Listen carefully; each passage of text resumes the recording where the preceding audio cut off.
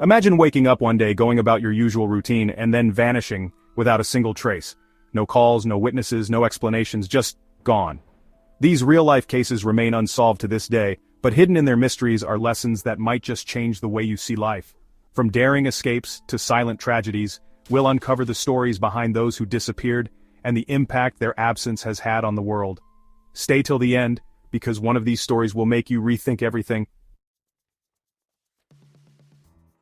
The year is 1971, the setting, a Boeing 727 soaring across the twilight sky. Our subject, a man shrouded in mystery, known only as D.B. Cooper. He boarded the aircraft like any other passenger, an unassuming figure blending into the crowd.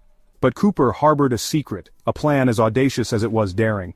He was about to hijack a plane not for political gain, not for vengeance, but for a hefty sum of $200,000. The tension aboard the aircraft was palpable, a mixture of fear and disbelief. Yet Cooper remained calm, his demeanor almost nonchalant, as if he were merely asking for a change of seat rather than holding an entire plane hostage. He received his ransom, a parachute, and with a swagger that would make even the most seasoned criminal envious, he directed the pilots to fly towards the Pacific Northwest. Then, under the cloak of darkness, D.B. Cooper, the man who had seemingly materialized from thin air, vanished once more. He leapt from the back of the plane with the money, disappearing into the night and the annals of history. The authorities were left bewildered, clutching at straws, their investigation hampered by the vast, unforgiving wilderness that had swallowed Cooper whole. Despite an extensive FBI manhunt spanning decades and countless dead ends, no conclusive trace of Cooper or the money was ever found. His true identity, a mystery, his motives, shrouded in speculation. D.B. Cooper became a phantom, a legend whispered in hushed tones, a symbol of audacious freedom and the ultimate unsolved heist. Did he survive the jump and live out his days in anonymous bliss, the ill-gotten gains his reward? Or did the unforgiving wilderness claim him that night, his gamble for freedom ending in tragedy? We may never know the ultimate fate of D.B. Cooper, but his audacious act continues to captivate our imaginations, reminding us that sometimes the greatest mystery is not the crime itself, but the person who dared to commit it. Was he a criminal mastermind, a modern-day Robin Hood, or simply a desperate man driven to extraordinary lengths? The answer, like Cooper himself, remains lost in the wind. Christmas Eve 1945. Festive lights twinkled, carols filled the air, and the scent of pine wafted through homes, a symphony of holiday cheer. But for the Sauter family of Fayetteville, West Virginia, this Christmas Eve would become eternally etched in tragedy. The Sauter children, 10 in all, bustled about, their laughter echoing through their home, their eyes bright with anticipation for the gifts that awaited them. As the night deepened, and the younger children drifted off to sleep, a fire erupted, engulfing their home in flames. The parents, George and Jenny Sauter, managed to escape the inferno with 4 of their children, their hearts pounding with a mixture of relief and terror. But 5 of their children remained trapped within the blaze. Frantic, the parents desperately tried to re-enter the burning building, their every attempt thwarted by the raging flames. They called for their children, their voices hoarse with fear and desperation, but only the roar of the fire answered back. The fire department, delayed by a series of unfortunate events, arrived to find the house reduced to ashes. The missing children were presumed dead, lost to the inferno that had consumed their home and shattered the family's world. But as the smoke cleared and the ashes settled, a chilling realization began to dawn on the Sauters. There were no bodies. No remains of their 5 children were ever found amidst the charred debris. The absence of any physical evidence, coupled with a series of strange occurrences in the aftermath of the fire, planted a seed of doubt in the minds of the grieving parents. Could their children have escaped the flames after all? Were they still alive, somewhere out there, lost and alone? The Sauters clung to this glimmer of hope, their grief morphing into a relentless search for answers. As the years turned into decades, the Sauters received tantalizing clues that fueled their belief that their children were alive. The mystery of the missing Sauter children became a national sensation, a tale of heartbreak and hope that captivated the nation.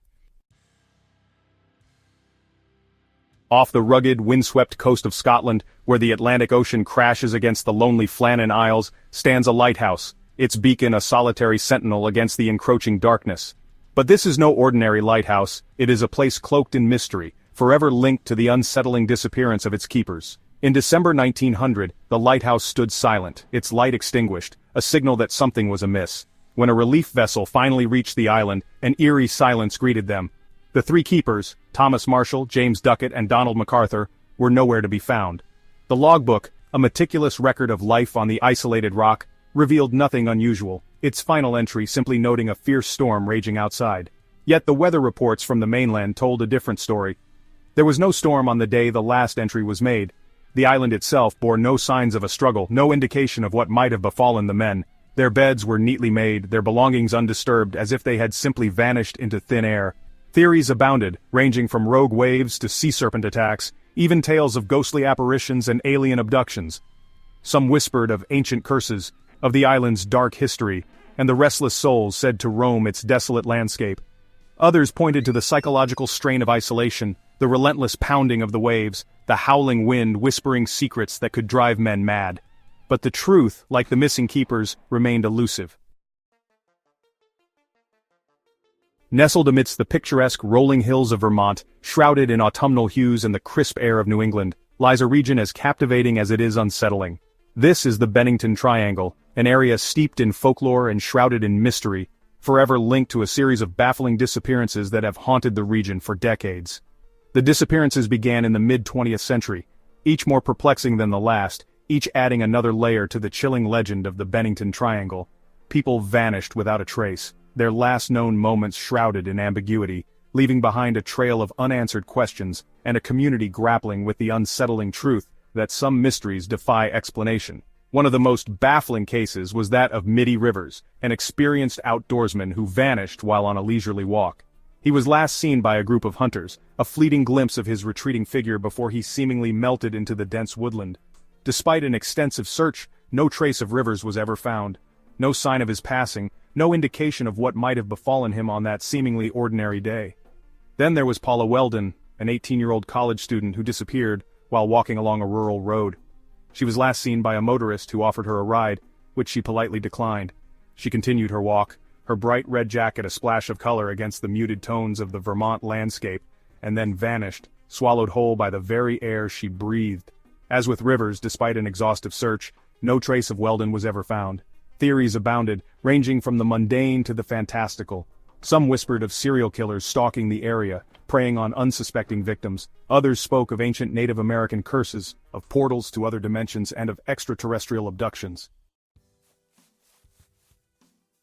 Ambrose Bierce, a literary giant of his time, a master of the macabre, a wordsmith who could conjure both beauty and terror with equal ease, disappeared in 1913 under circumstances as enigmatic as the tales he spun.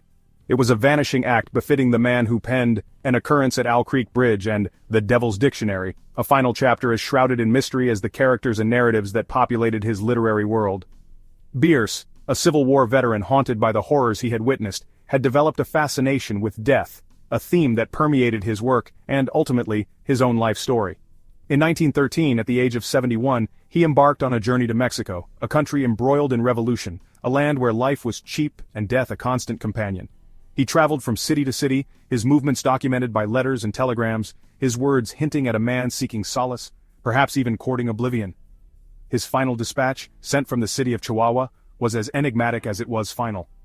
"As to me," he wrote, "I leave here tomorrow for an unknown destination." And with those words, Ambrose Bierce walked into the swirling heart of the Mexican Revolution, never to be seen or heard from again. His disappearance sparked a firestorm of speculation, a literary mystery that captivated the world. Theories abounded, each more intriguing than the last. Some believed he had been killed in battle, caught in the crossfire of the revolution he had sought to witness firsthand.